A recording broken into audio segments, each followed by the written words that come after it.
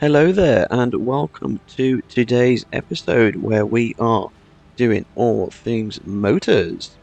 So we are going to take these two iron nodes that you see here and combine them with this coal node that you see here to produce our steel towards making our motors. We're going to take these two iron nodes as well and put it all together. So we're going to start off with a little time lapse. So as you've already seen the steel factory being produced before, I've decided that today we are going to do this as a time lapse for you, just because I don't want you to be getting bored of seeing the same builds over and over and over again. So we are just going to zip on through, and I'm going to give you a little quick talk over of what we are going to have for the rest of the episode. So the time lapse is for the steel production. The reason we're putting all this steel production together is because we're going to be using a couple of the alternate recipes that we have gathered from the hard drives from our previous episode. So the alternate recipes we're using today is the steel rotor. So instead of needing the iron rods and the screws to make the rotors, we're actually going to be using copper wire and steel pipes.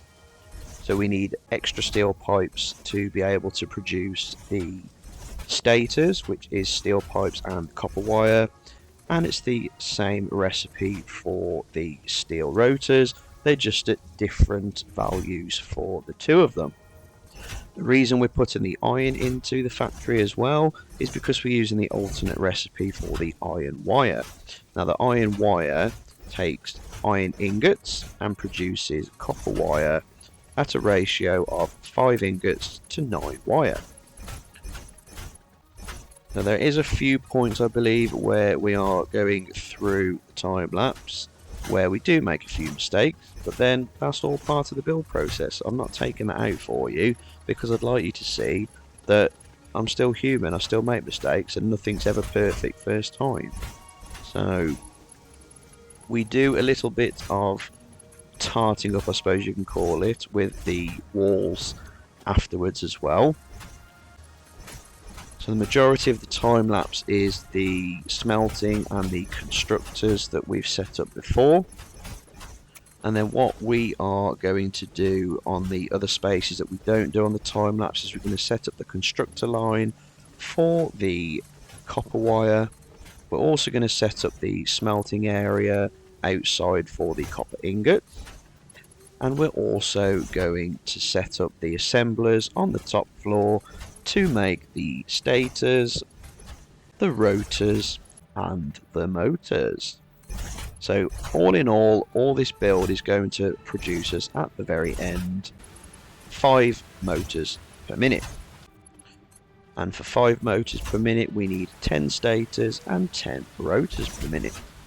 You'll also notice that when we come to do the iron smelting, we're actually doing the smelting at the node rather than inside the building, because it gives us the space in the building to just use for the iron. So you can see here what we're doing is I'm actually using the floor holes and the splitters to kind of gauge how the logistics is going to work underneath. The way I've just done that then, you do realise, is one of the mistakes that I do actually make, because I've actually spread these out too far. Because when we go underneath, my original plan was to add the one line of constructors to one line, the other line of constructors to one line, and then merge them together to make the 2 lines into one. But then I thought the merger's got 2 inputs on the sides, and if you look here, for my liking, the merger is too far away from the hole because there's no automatic connection to the mergers. So what we do is we get rid of all the mergers, we change the position of the floor holes, you can see here. So we're just moving them a bit closer together using that one merger as a guide. We head on back up the top after deleting all the constructors. We relay them down, delete the floor holes, put the new floor holes in, chuck the lift in on top, and then we add it all back up together on the logistics on top, and then we head down to the logistics on the bottom, resort the merger line out, re-add all the lifts to the mergers, and away we go. We then add the lines for the steel bars coming up the side wall, and then we also add in the belts to all the mergers and get the logistics ready for sending the pipes up to the assembling floor. Finally, at the end, we just do a quick refab of the coal because we have it to come through the wall rather than just around the corner as it originally was. Well, Spiderlings, there we have the start of today's episode then. I thought what we'll do is we'll do the iron wire line down here. So we're going to be using the alternate recipe for the wire. So we're going to use the iron ingots to make the alternate iron wire. We're going to underclock these to 20 and we can put 7 of those in a line. So we need our splitter. We're going to put these up against the wall. So if we did one there, another one there, 3, 4, 5, 6, 7. Yes, yeah, we'll still do the 7.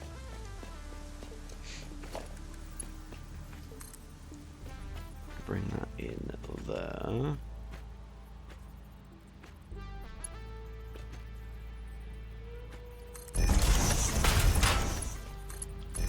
Just hook this up when ready. What we can actually do is we can put the floor holes in.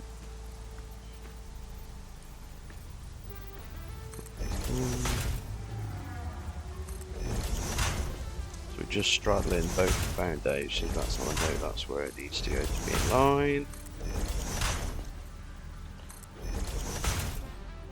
Get the lifts in.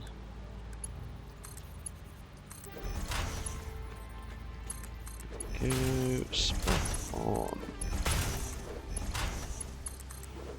Oh, that's the last one. So that's the input logistics done. So we'll go and place down the constructors.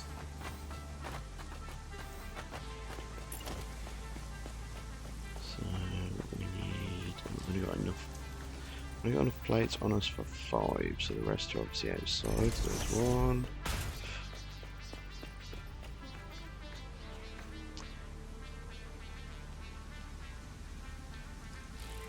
That was down the wrong way. Where the end is. Always helps to check that you've got your items located in the correct ordnance. That's too close. Go there. We can place down the last 2 because we know they're in line with the back. Sort this one out because it's a bit too close.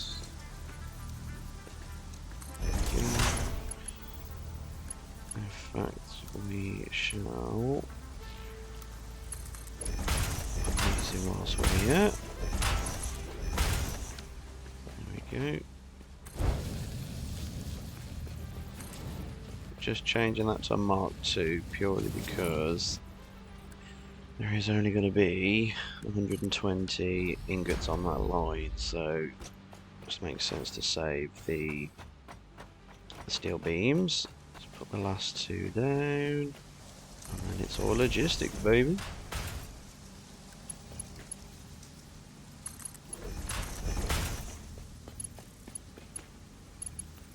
Oh, we hadn't even done the back ones.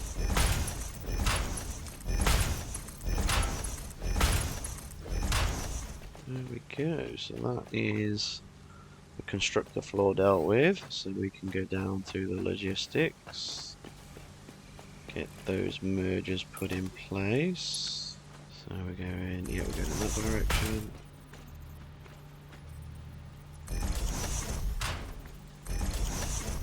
Yeah, if we put them this side, it's going to give us a bit more room to traverse down here if needs be. And also gives us a bit more room. So that is the logistics for the copper wire, and for the steel beams, head on up to the assembling floor.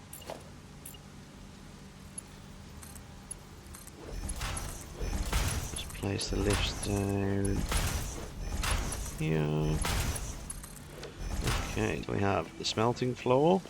That's all dealt with neat and tidy, with a nice windows, taking in a breathtaking view of nothing. And then we have the logistics for the constructor's floor. We have the constructor floor itself. We're going to put some windows into this as well, I think. Look nice. This is the assembly logistics floor.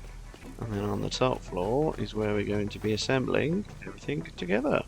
So what we need to set up now then is we need to set up a smelting area over here. We're going to use the Mark II mines again. And all we're basically going to do is we're just going to merge these onto an ingot line. Well, we're going to combine them together as ores first. Then we are going to combine them into a manifold system into the smelters. And then we are going to send the ingots down there, up to there, and then up into the constructor line. So what we'll probably do is we won't have this gap here, we'll fill this in.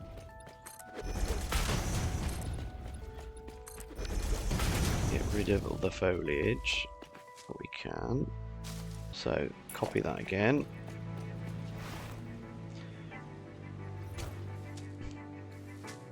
So we've got you. Excellent. In fact, what we can do is we could probably... So in fact, what we'll do is we'll pop you there, you there, 3 and 4. If I'm not mistaken, these are in pure nodes, so we're doing 60 parts a minute. We will have a splitter. I'm just going to keep this bare basic and like just needs must for this one.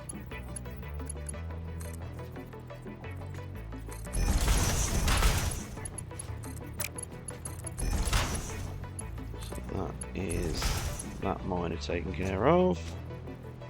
We need a splitter for the first one.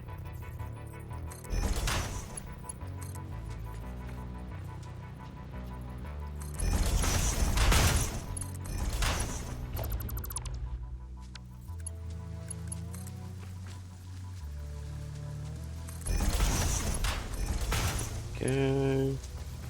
So we then want, I'm going to put the mergers all the way out here because I just want it so we can have a straight line.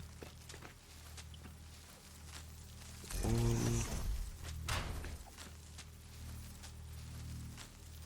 2, 3. No, we don't need that one. So we've got 30 coming out of you, which makes this one 60, this one 90, and this one is 120.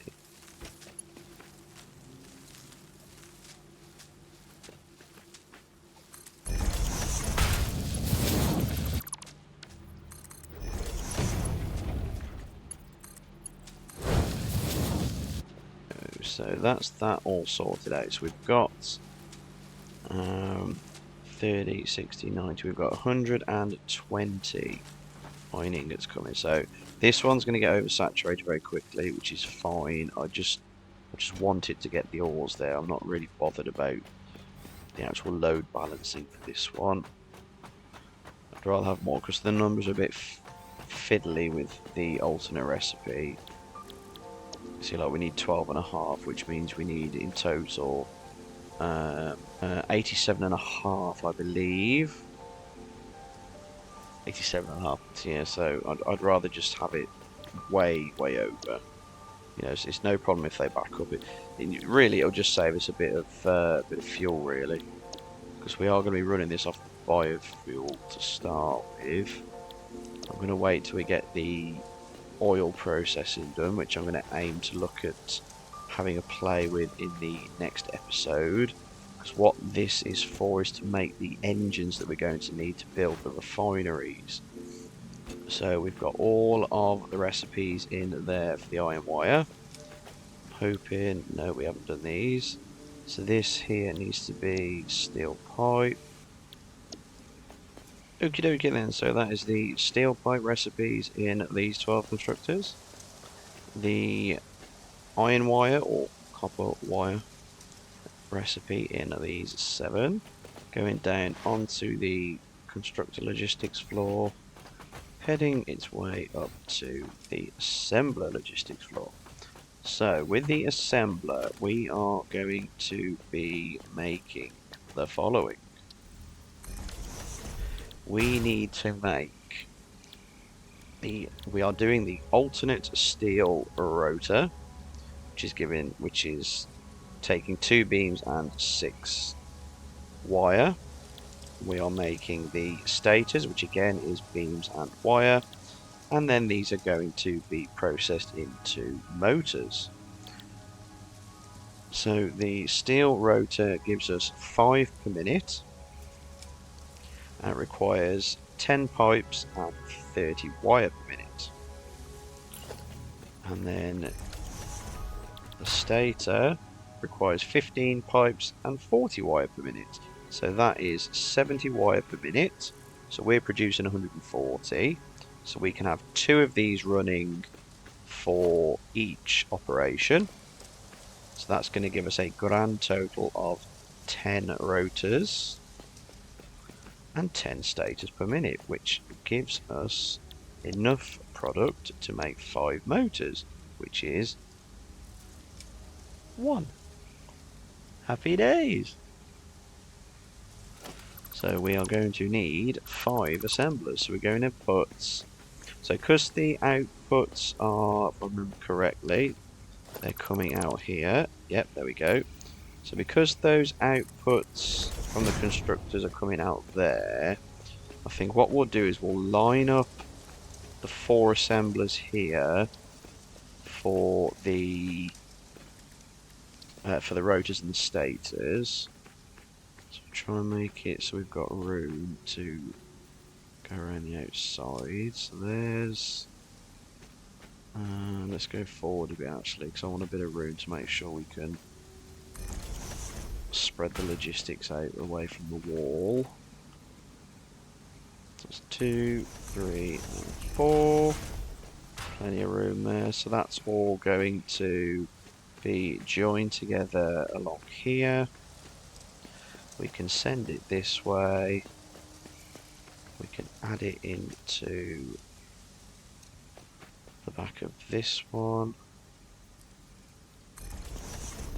I mean, I know it's a bit sparse up here, so what we'll do is we'll have the storage up here.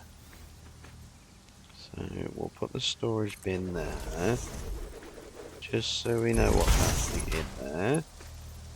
If we put a conveyor hole just there, doesn't need to be all singing or dancing because we're only making 10 per minute. So let's place the floor holes.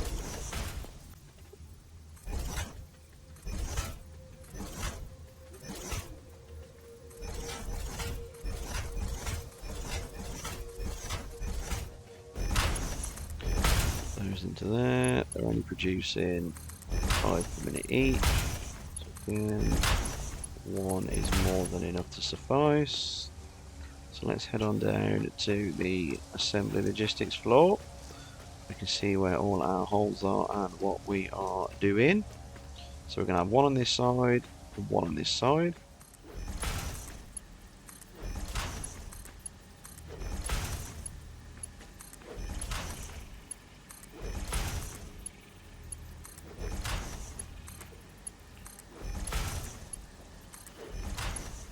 So that's the inputs sorted. We've got the outputs here, so we'll take a merger. Now we've put those in the wrong way up there. Okay, easily done. Let's head on back up and rectify that. See, so that they're crossing rather than pointing the same direction. It's easily done. And easily rectified. There we go. So let's go you two together. You two together. So this one's going to be the outside one, just to give us room.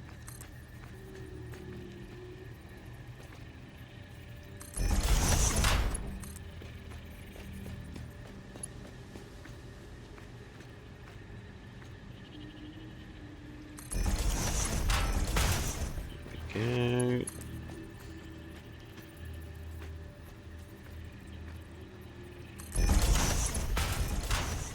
Super, so that is the output logistics sorted. Let's just add all of these up. We're going to need Mark 3s for these.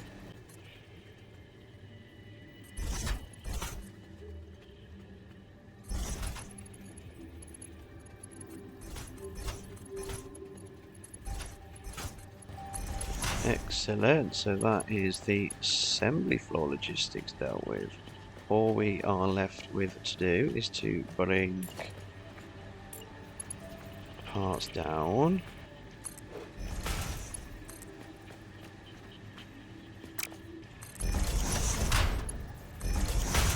So we are done on the logistics floor on all levels. And we are also done with the logistics up here too. Oh no, we've just got the two to put there. So let's pop our recipe in here. So this is the motor. This one is going to be the stator. And this one is going to be the stator. This one is going to be the alternate steel rotor. And this one will also be the alternate steel rotor. So what is happening up here then is these two here on the right are combining to create one belt into the left out input here. And these two here on the left are combining to enter into this side of the machine, exiting here, down through the floor, back up and into our storage bin. So these four are going into this one to give us our motors. I don't think we've unlocked it yet, man. No, we've got it on the hood there to send off though. So as you can see, we've also been placing down a hypertube as well to get ourselves back. I know they're still not brilliant or elegant and that, but you know, they still do the job. Excellent. So we are furnaces, smelters, constructors and assemblers. So the entire building is wired and ready to play. As I say, we're going to start with the old biomass burners over here. So this is purely just to get us off the ground until we get our oil processing dealt with.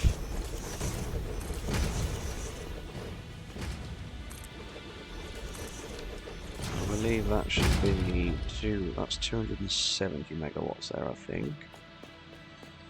So let's do some quick calculations. So we have 6 16s. So we've got 96 there. 4 8 are 32. So 96 plus 32 is 128. So we've got 4 times 19.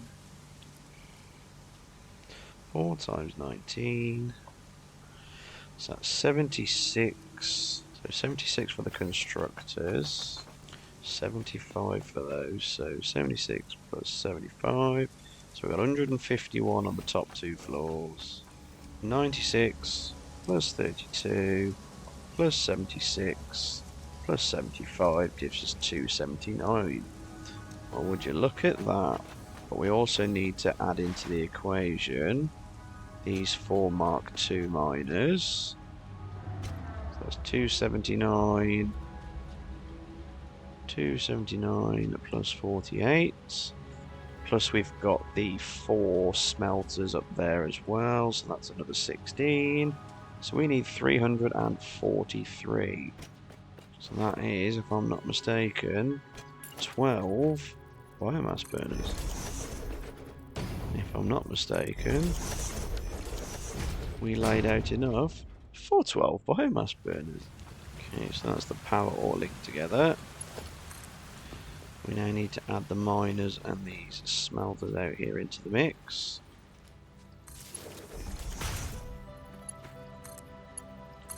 Right then, so was the mass correct? 343. Okay, so that is 30 megawatts, so that is 4, 8, 12, that's 360 megawatts being produced. So let's head on back to the base.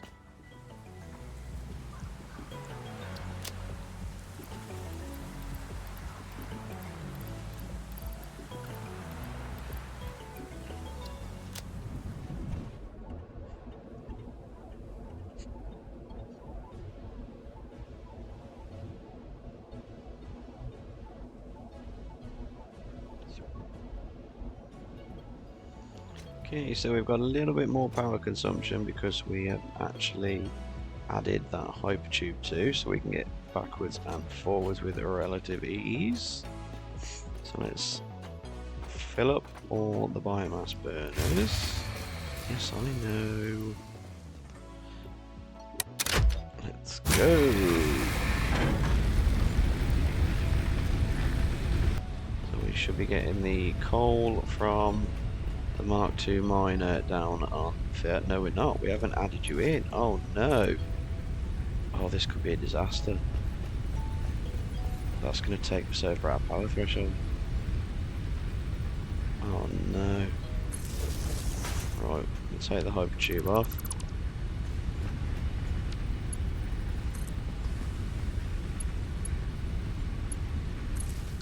As you can see, we've got plenty going at the top end. So the manifold works at the top end, fills first. Once that's full, then they start working their way down. Hence why, I say, it takes a while for it to saturate. The bars on their way down to their irrelevant stations.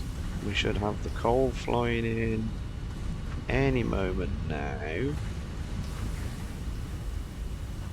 There she comes. So we should have a relatively quick, easy saturation of coal. We should start to get some of the steel ingots coming through. Coming through at a vast rate of knots, which is excellent. I'm not getting any coming out of this one yet. What was that? Ah, missed a belt again.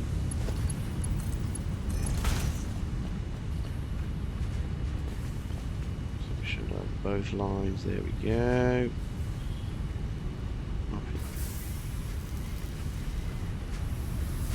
So we've got this line here, and then that should be sending down steel pipes down this side. Those up here should be sending them to here. They should all be merging to the same line, and then they'll be heading out this way. Add you there.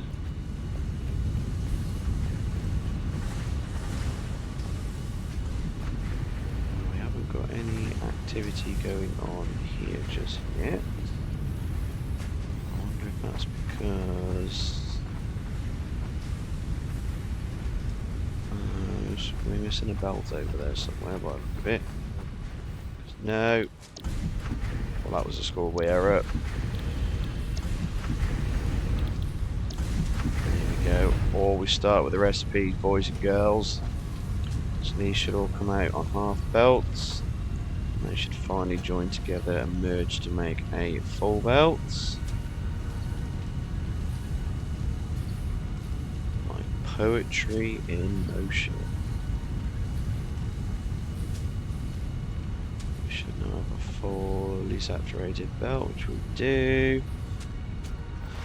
So So these should head their way down and head on up into the constructor floor to be making the iron wire alternate recipe.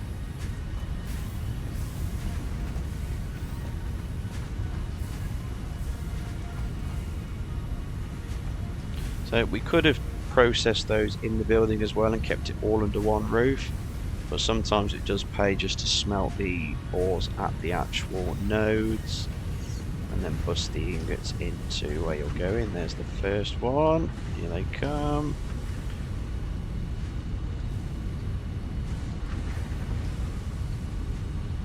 Lovely job, boys and girls. We like it. And these all should start going up, which they are. We should start getting the wire coming down on the merging line at any second now. Here comes our wires.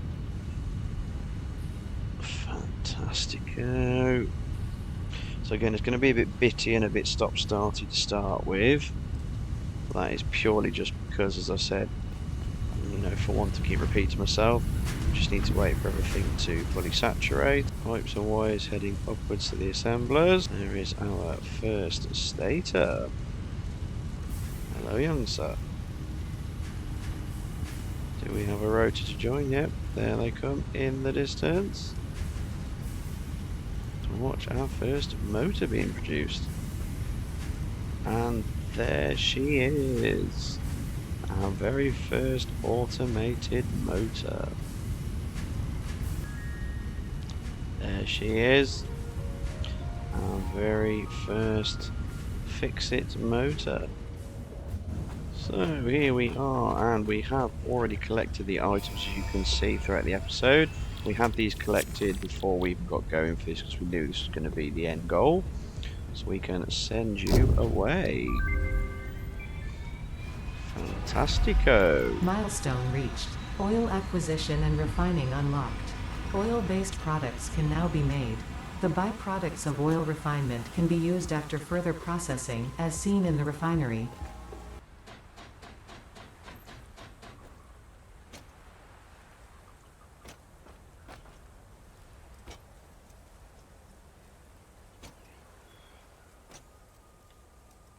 There. So it's been a very nice and productive building episode, which I haven't done for a while, so I've quite enjoyed myself with that one. Nice to put that together for you guys, and hope you enjoyed yourselves. So if you did enjoy yourselves, and you want to continue on this ride with our Satisfactory, or any of our other games that we're currently playing at the moment, which is Grounded and Subnautica, don't be afraid to stick it to that subscribe button.